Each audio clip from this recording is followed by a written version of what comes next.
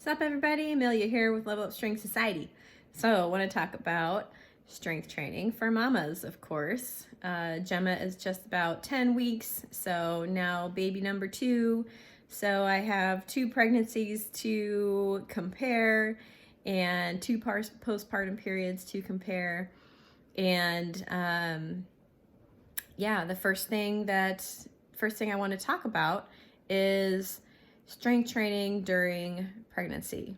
So both of my pregnancies have been pretty easy. I haven't had any complications, no issues. With Ilario, I had about 2 years of strength training under my belt. Basically, I consider that pretty much a newbie. Still kind of figuring things out. Still learning my, really how to push. Still really learning my strength. Still working on some, imbalances and weaknesses. And at that time, it wasn't until after Ilario that I really kind of hit like a peak in terms of fitness and strength.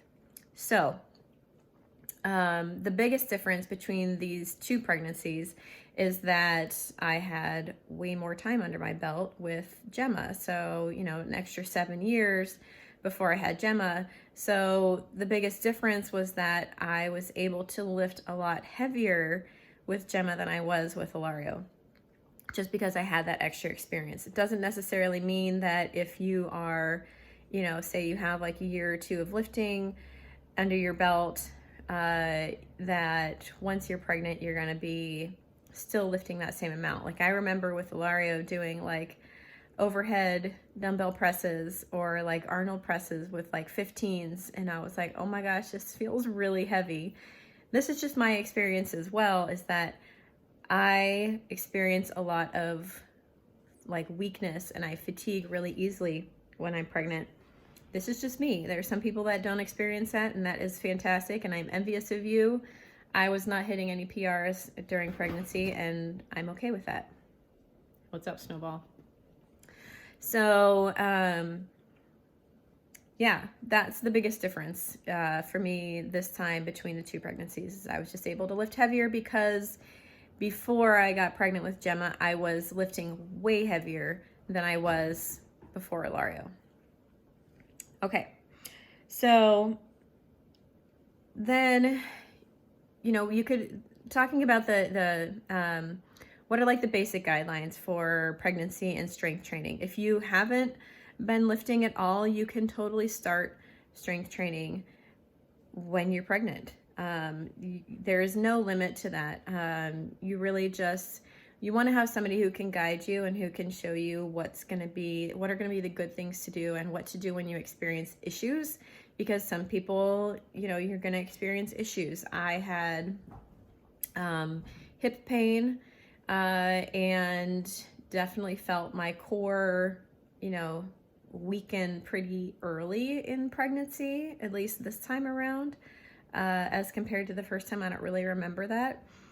And you can Google, there's tons of information about like what to do and what not to do. The basics of it, it's pretty logical. It's, listen to your body. If you have any, cramping or pain or, of course, like discharge or bleeding, then, or if you feel like extra tired and really whatever you did really drained you, then don't do that. Then it's just, it's very logical. Of course, you don't want to do things that are going to like bang against your belly, especially as it starts to grow and gets bigger. And towards your 3rd trimester, the end of the 2nd trimester, when your belly is getting bigger, then of course you can't lay on your belly. And you want to be careful with laying on your back if you start to feel dizzy or lightheaded or that kind of thing. But for the most part, you can really do everything. Once your belly starts to get in the way, you can't. There's some things you can't do just because it's in the way. But that's about it. The other part of pregnancy, of course, is postpartum period. And I would say, in my opinion, the postpartum period is the hardest. It's so unknown. And, for the most part, I think unless you experience a lot of sickness during your pregnancy, most people it goes pretty smoothly. But, birth can be so different. It can be, 3 hours. It can be 30 hours. You can have, a lot of, issues or complications or, whatever it is, and you just can't control that.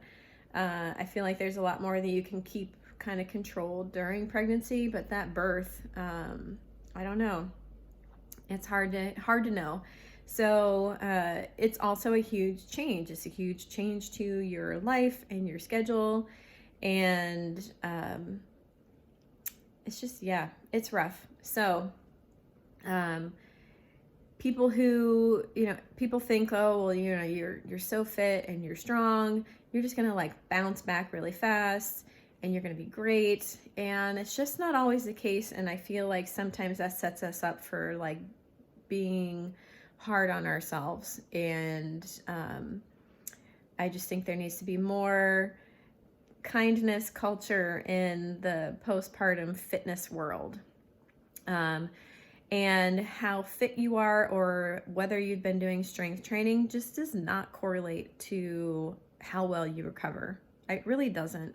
There are plenty of people who don't do any exercising, whether it's strength training or whatever, and they have super easy births and super easy postpartum periods, and they're like, oh yeah, super easy, doesn't matter.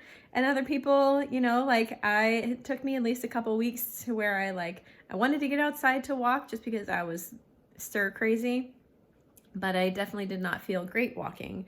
Things were still recovering down there.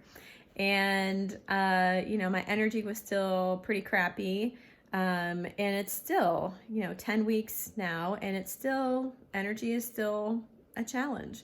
That's just what it is. And you don't know what issues you're going to experience in terms of, say, breastfeeding or the baby's temperament or how they nap or all these different things that you are dealing with 24/7 that can be major stressors in your life. So my biggest advice about the postpartum period is to really try to, even more than pregnancy, is to listen to your body and listen to your mental health. Like if you need to feel like you need to get exercise for your mental health, then do it.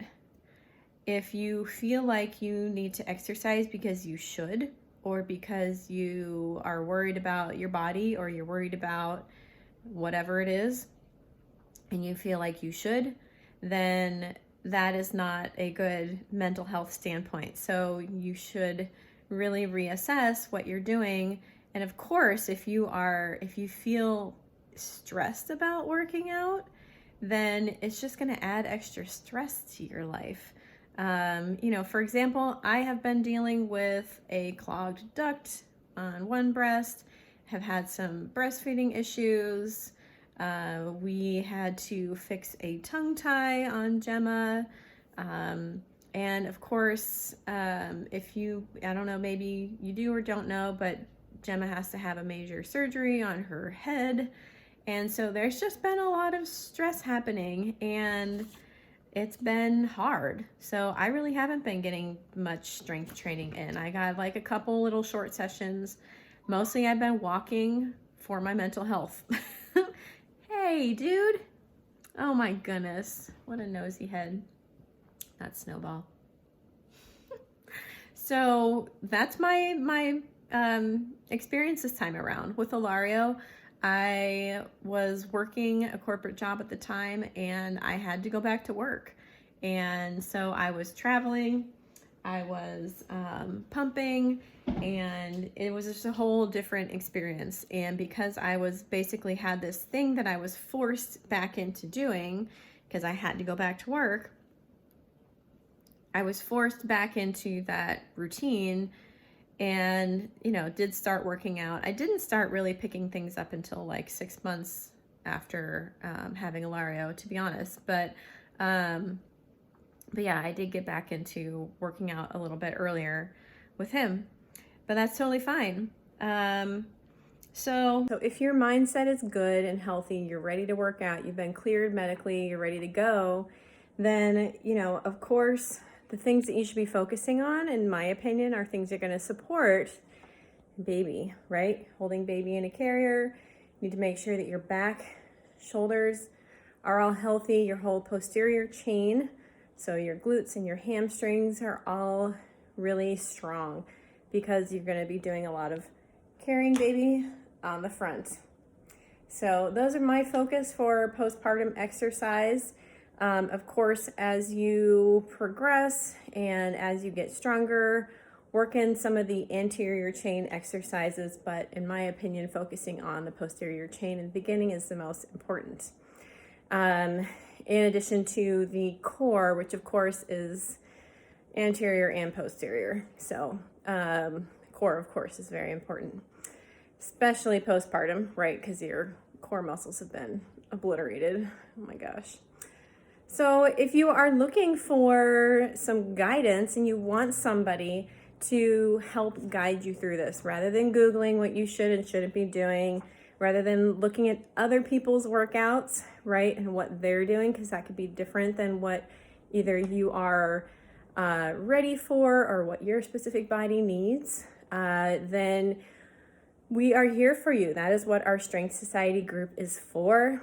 It's a coaching group that allows you to have access to us as your trainers, so we can help you to customize your workouts, help you to customize your nutrition, and we're there for you for all of the questions and issues that you have along the way. So rather than guessing, you could sign up for a membership for the Strength Society, and you'll have personal trainers in your back pocket. And of course, you can do that on our website, pdxstrengthsociety.com. Click on coaching and the Strength Society, and you can sign up there.